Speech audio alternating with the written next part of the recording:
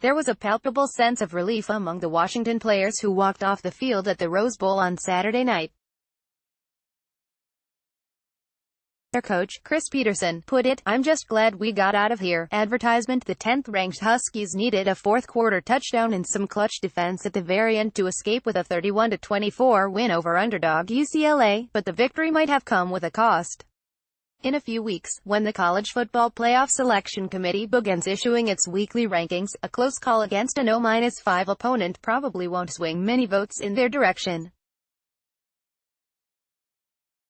Probably, from the outside, people wouldn't have expected that, linebacker Ben Burr-Kirven said of the final score. The problem is, Washington represents the best remaining hope for the Pac-12 conference to grab one of the 4 CFP slots. And that figured to be an uphill battle from the start. 14 years have passed since the Pac-12 last had a national champion in football, and even that title was vacated when USC got hit with NCAA sanctions. UCLA penalties continue to haunt UCLA, and Washington capitalized on them by Ben Bolch. October 6, 2018, 9:40 p.m. in the CFP era. The conference has fought its way into the playoffs just twice. 8 months ago, its teams went 1-8 in bowl games, with Washington, Stanford and USC losing in high-profile matchups. So the Southeastern, Big Ten and Atlantic Coast Conferences entered the fall with a head start, if only because of their recent postseason successes. The eventual champions from the Pac-12 and Big 12, along with Notre Dame, were expected to fight over the remaining slot in the bracket. Much was written and discussed about our bowl record last year. Commissioner Larry Scott said this summer, "From our perspective, a handful of season-ending games are not a key indicator of a conference's overall strength and competitiveness." The Pac-12 could have revived its tarnished reputation with a few big wins during the month of September. Washington had the first and biggest chance on opening weekend, facing Auburn in a neutral site matchup that, because of its location in Atlanta, equated a road game.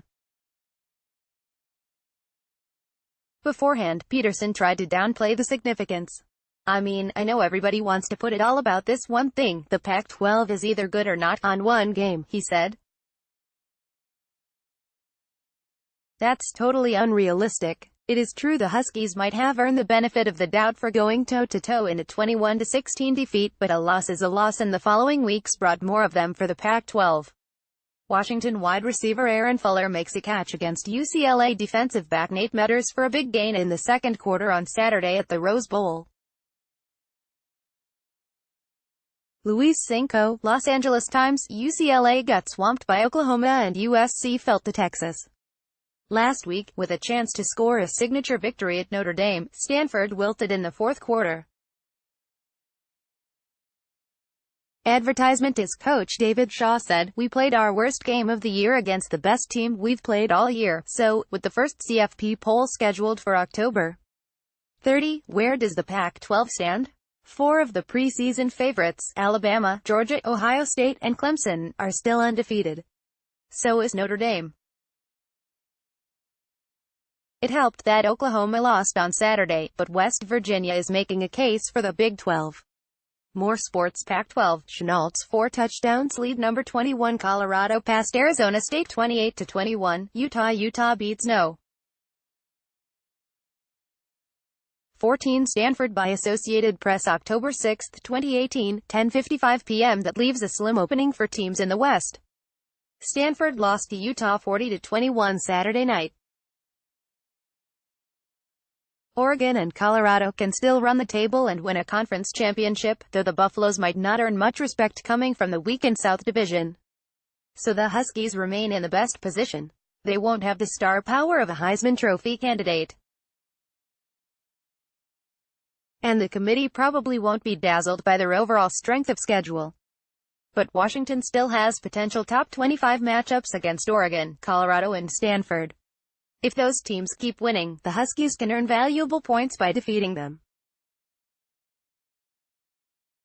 "We never pay attention to mid-season rankings," Petersen said. The only rankings that mean anything to us is when the season is said and done. That's our team ranking and how many wins we have." Quarterback Jake Browning echoed this sentiment when asked about the potential repercussions of Saturday night's outcome against UCLA. "A win is a win," he said. "It remains to be seen if CFP voters agree."